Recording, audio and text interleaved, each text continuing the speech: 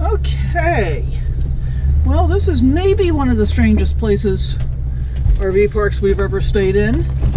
I think it's not actually an RV park anymore. There are electric and water hookups here. I have no idea whether or not they work. The place is really roads really beat up. We know the water doesn't work, so neither of us bothered to check the electric. Because neither of us needed it. So, we are going to get out of here this morning. Whoa! And we've got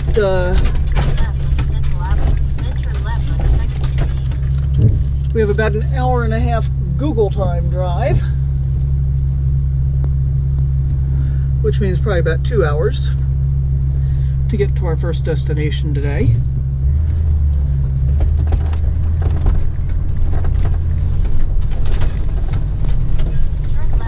But except for all the truck traffic in the morning, into the evening until almost dark, which I think was for the plant across the street.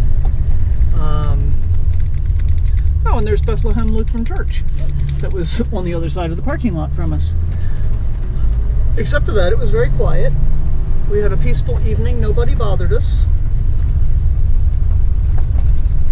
Head west on Central Avenue toward First Street East. And this, by the way, is Ross, North Dakota.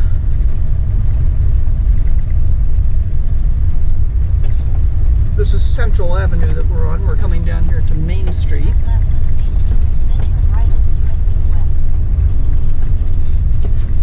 It's very industrial.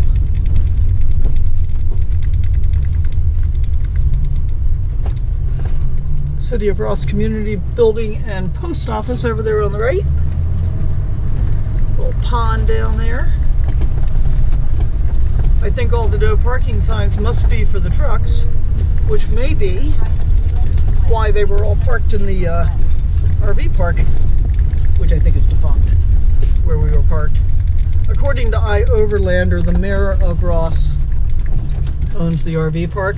Continue on US 2 West for 1 mile. But I don't think it's actually in business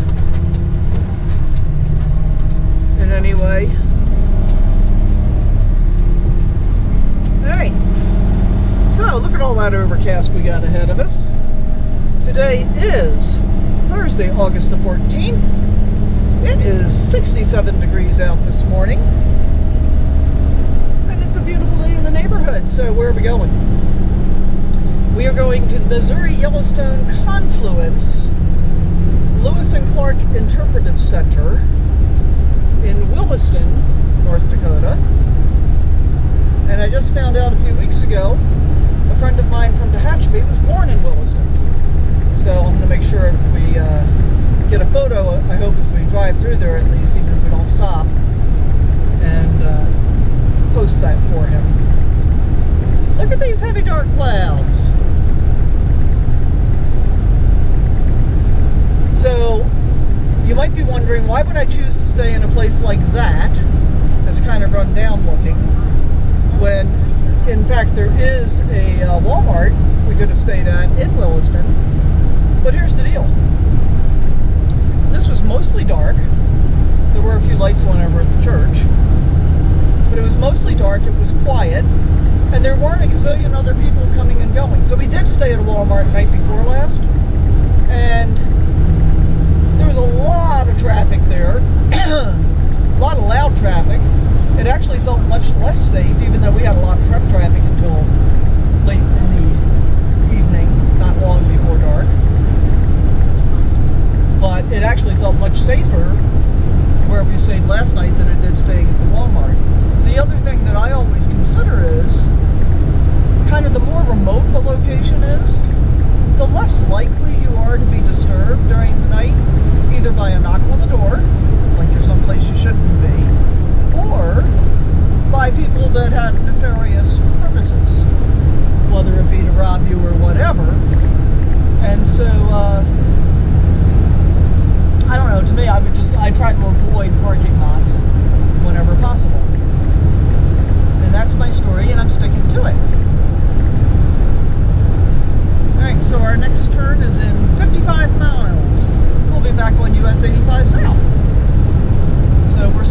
US-2 at this point, heading west, and then we'll be heading south. So at the moment we're heading generally south and west, and then when we leave here, when we leave the area around Fort Buford, Fort Union, which will probably be tomorrow, we're heading north and west. Our next big destination is Glacier, but I'm sure we'll find other things along the way. Wake up with the sun in our eyes. Sally forth, no need for goodbyes. Journey calls, let's roll the dice. Every mile a new surprise. Look over to the right.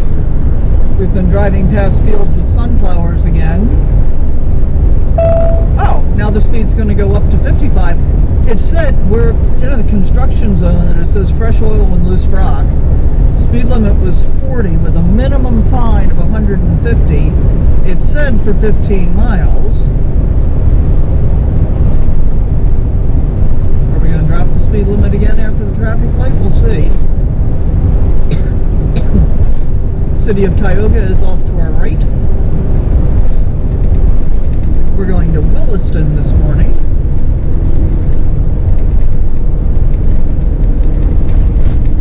I guess we'll see what the speed limit says on the other side of the road here.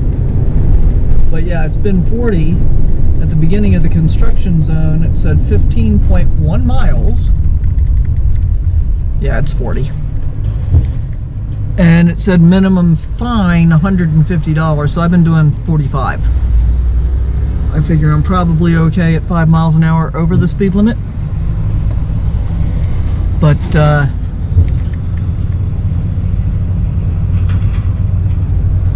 yeah, we still have just about 11 miles of this to go, I think. And I haven't seen anything that looks like construction yet. It's just coning off the left-hand lane.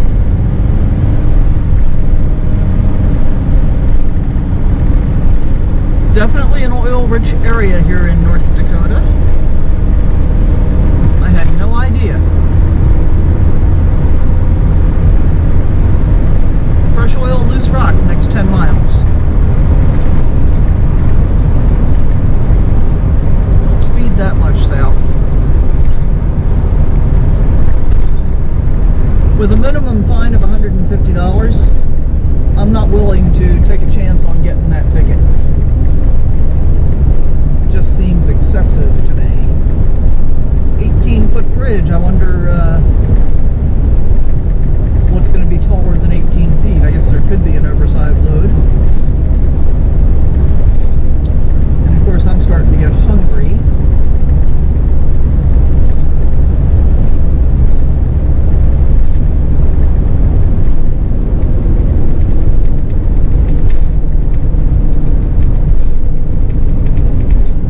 Historic site, 5 miles.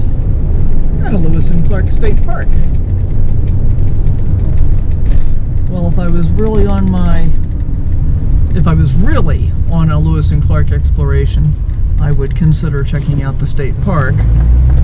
I did just finally find out, I found on the MPS site, that there is like a dedicated Lewis and Clark page that then has links to all kinds of other stuff. And what I'm discovering is a lot of the interpretive centers and stuff like that are not national park sites per se. They're usually like state run, and so they often have fees that are not covered by the American Beautiful Pass, which is fine. I think what we are experiencing is them getting ready to work. So see all the white tabs that are marking the lanes? We just passed a truck about, I don't know, a third of a mile back, where the guy was installing those new lane markers. And we got a truck up over here. You can see another truck up ahead. I don't think they've actually they haven't started doing the stone and oil work yet. I think they're just setting up for it. Look, we finally came to actual work being done. Woohoo! Kind of interesting. how this process goes from this perspective. It does seem to me that they have closed off an unnecessarily long portion of the road at one time, but it's probably because they use different contractors to set the cones and do the lane markers and stuff like that than they do to throw the gravel in the oh, now look at this. Now they've moved the cones into the newly gravelled section.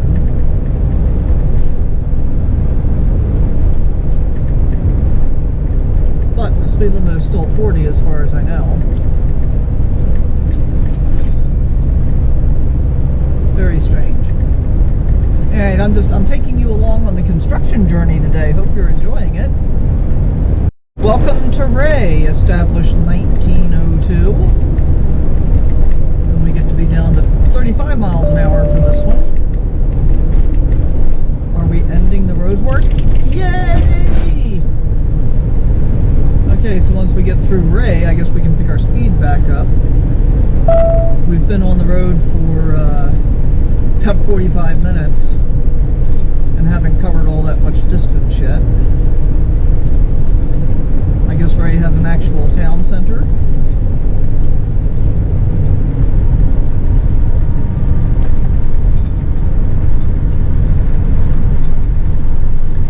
Oh, it certainly appears to be industrial. It's got a rail yard we're passing over.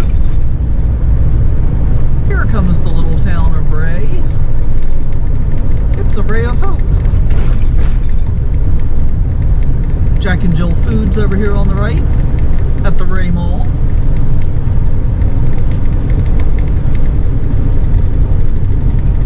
Score Street. There's the porch. Coffee at the porch. Gas and all. I guess that's where you get at gas and all your stuff.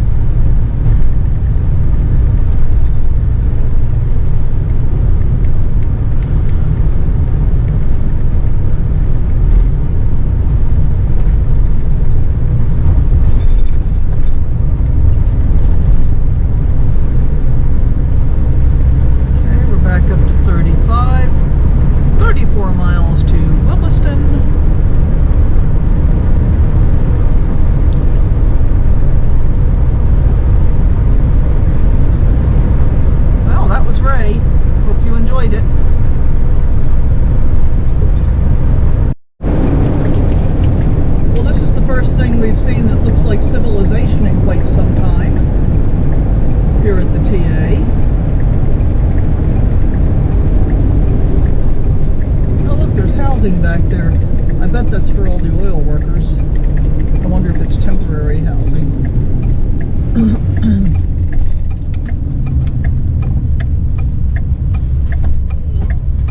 Barb decided to go ahead and get gas here. And of course part of the reason I stopped here was because Overlander said there was propane here, but there isn't. She went inside and they said there was propane. They said 5 miles up the road. It's actually 7 miles up the road. At Love's. Turn right onto US 2 West. So she got fuel here, and she's going to get propane there. I think I'm going to go ahead and fuel up at Love's so that we're closer to on the same schedule for fuel.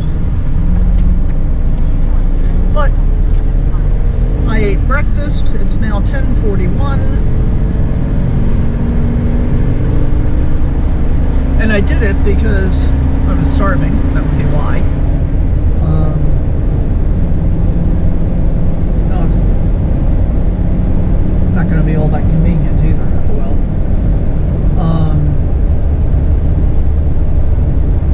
But now it's done. So we've got 8 miles to the Loves, and then another 38 minutes to our first destination.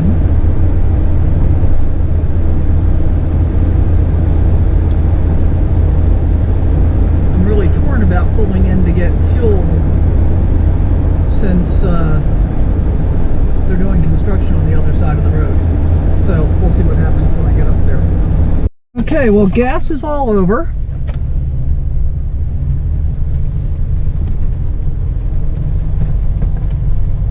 We had 116 miles on that tank and still averaged over 10 miles per gallon. So I feel pretty good about that. That gas station was a pain in the butt. I pulled up so that I was not at the front pump because I didn't want to hang out in the middle of the traffic lane. And I tried using my phone to pay and I got an error, and I went inside. They reset the pump. I used my card. Still got the error. And interestingly, they said that they couldn't use my loyalty number to get 10 cents off a gallon if I prepaid inside.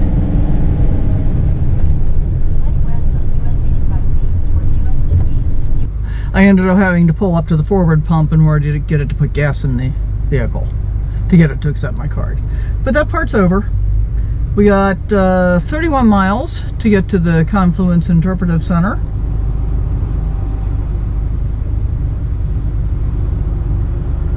So we'll be doing that.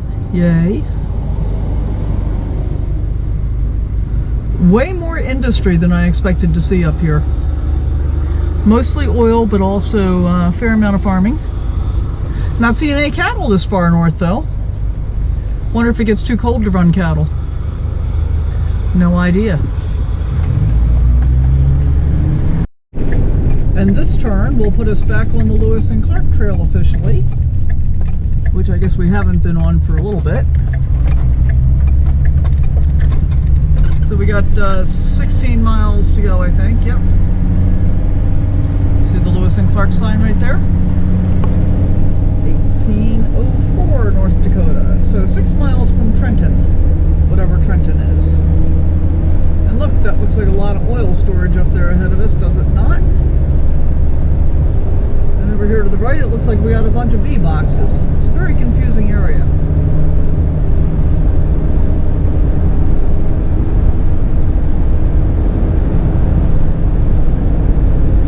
Pretty though, for sure. And at 11:25 in the morning, it's only 71 degrees. Looks like the sun's trying to come out finally though.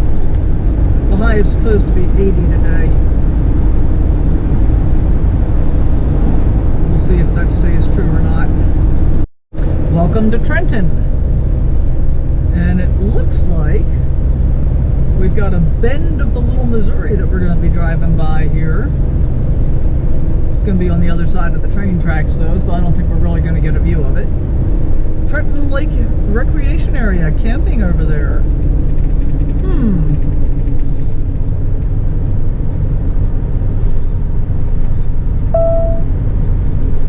Oh, I can see the water. Can you see the water, kid? No, I didn't think so. It's way over there.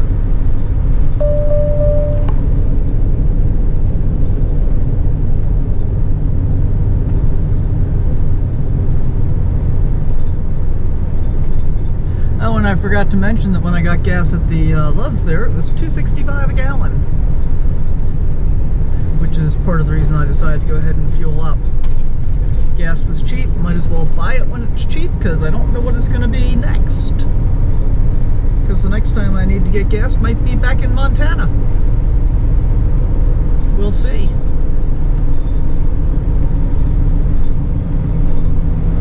There really is quite a lot to manage in the whole effort of living as a nomad. And especially if you want to do it as frugally as possible, which is definitely my desire. So I I plan, in general, I plan my fuel stops. When I'm traveling by myself, I plan my fuel stops pretty carefully. And I'll actually will look at what I'm planning to do in a driving day and say, you know, do I need fuel in this day? And if I do, where along my route is going to be the most cost-effective place to get it? And that doesn't mean I'm buying the cheapest gas necessarily. It means I'm buying the cheapest, decent quality gas. And the truth is that, you know, even no-name gas stations, they're typically all selling the same gas. The only difference is what's in the additive package, you know, between Chevron or Love's or Pilot or Flying J. And for example, the gas quality at Costco is much better than the gas quality at Sam's Club. And I've had people both that work at both Sam's Club and then other people that work at Costco confirm the same thing for me. Oh, look, it's a casino. Well, how about that?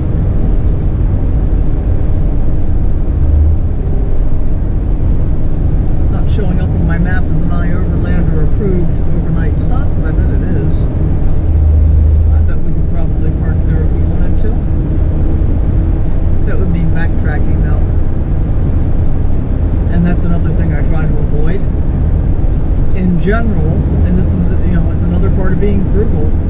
It's like, I don't want to drive back past someplace I've already been if I can possibly avoid it. Because it just, you know, doesn't seem to make good sense to me. Now, when we were in South Dakota, we ended up going back and forth through Rapid City, I think 3 times. Just because of where it was that we wanted to go. It was kind of like going out from the spokes of the wheel. Relatively few roads available, and the most practical route was to go through Rapid City. And that's kind of what happened with Minot yesterday. We were in Minot, but we were going to Rugby, and from Rugby then we were going to Stanley, and that meant we had to go back and forth through Minot. There was no practical way to avoid it. Now, what we were able to do that time, which worked out really well, since it was just going to be a day trip, was we parked my RV at Walmart, and then Barb drove us to Rugby and back. So instead of taking 2 RVs, we only took 1. And when we do that, we're taking hers because it's easier to park, easier to maneuver in most cases. She can make U-turns I can't make. That's a really pretty area over there to the right. I'm not sure if you're picking it up, but very pretty.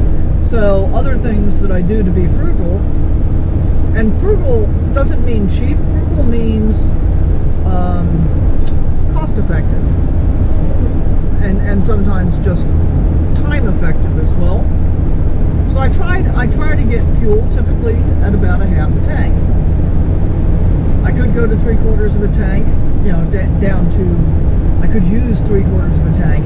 I typically don't do that, because especially in the summertime, because I never know if it's going to get hot enough that I'm going to decide I need to run the generator to run the air conditioner for a few hours. And if you're running the generator, it will automatically shut off when your fuel gets down to 1/4 of a tank. So I try to make sure, you know, I'm not in a position where that will ever happen. And so typically I'm getting fuel at about half a tank. Now, if I'm going to go someplace to camp for a few days, and I'm down near a half a tank, I will make sure I fuel up before I do that, because if I'm there for a while, I could end up running down to the 1/4 tank situation. So just some of the stuff that I do in an effort to be frugal. And what about food? Food is probably the biggest issue when it comes to the difficulty in being frugal. And part of what's really important to me food-wise is to eat the highest quality food that I possibly can. And it's not always always possible to eat the highest quality food I prefer, simply because it's not always available. So it's highest quality food I can get. And if I'm in a situation, for example, where it's a food desert, but I don't have any, I don't have enough food left to eat, I need vegetables or I need eggs or whatever, I'm going to buy whatever is available in that location. And then as soon as I get to a location that's got better quality food, I'm going to stock up again. So I'll buy what I need to in a food desert. I'm thinking Texas. And then I'll stock up again when I get to a better location. And part of what I've been learning, and it's taken me, 4 years into this at this point, and part of what has taken me this long to learn is I don't need to keep my refrigerator stuffed full of food. If I'm going to go camp someplace for quite a while, I need to stock up at that point. But if I'm traveling, I'm going to be able to find food pretty much every day. If I'm moving every day, I can find food every day. Again, I might end up having to go to a more expensive local grocery store with a smaller selection, but I can always find food. So I've been trying really hard not to overstuff my refrigerator. For one thing, because it helps it perform better if it's not working as hard to, if it has more room to circulate air, it helps it work less hard. And for another thing, I have also discovered when I'm in travel mode, as I am pretty much currently, that I do have a tendency to eat out more often than I otherwise would. So it doesn't make great sense to keep my refrigerator stuffed full of food. And a good example of the eating out thing was we went to Buffalo Wild Wings day before yesterday, and I ended up, it was Tuesday, so they were doing buy one, get one half off, and I'd never been there before. And if you haven't ever been to Buffalo Wild Wings, part of what I enjoyed about it was that you can get just flats. I don't like the drummies, I like the flats. And so I was able to get just flats. I got 20 pieces, and I'm getting at least 4 meals out of my 20 pieces of flats. And in fact, there were so many leftovers that I had to repackage from the containers that I brought them home in to make everything fit into the refrigerator in a more compact fashion. Oh, another raindrop. Woohoo! Well, looking at the Garmin map, which is zoomed out to a wider view than my Google Maps is displaying, I can see the little more Missouri River up ahead of us. Potentially we're going to cross it. I don't know if that's going to be before or after we get to the interpretive center. Oh, I guess that would be after, because we're going to be turning left in at 3/4 of a mile. So we're only, now I've chattered all this long, we're only 1.5 miles away from where we're going. Turn left onto 153rd Avenue Northwest. Okay. Now as we make this turn, I want you to look at this house on the left here. I wonder how old it is. I wonder if you're going to get to see it actually. Okay, boat ramp's 1.5 miles. Boat ramp is one of the places that we can camp. There's also a free camping grassy area by the interpretive center, which is kind of what I got in mind.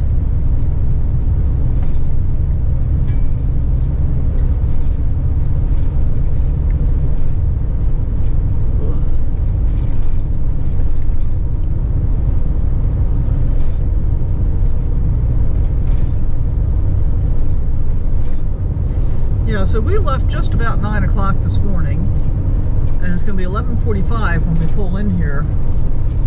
It was an hour and a half drive by Google standards, but of course first we stopped where I chose to stop so I could eat. Well, first we had 15 miles of 40 miles an hour for construction that really was only about the last mile of it that mattered. And then we stopped so I could eat, and then we stopped because Barb wanted propane, and that's where I fueled up.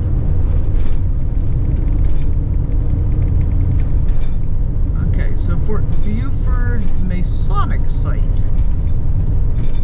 I guess we're going to have to find out about that. Oh, which I guess is just part of Fort Buford. Okay.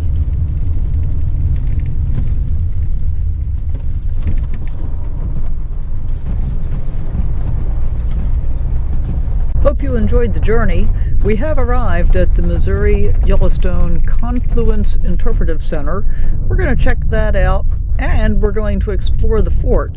But to see that, you're going to have to come back and catch our next video. Too much to get into this one, but you won't want to miss that one. We'll see you next time. Thanks so much for being here. Bye for now. Wake up with the sun and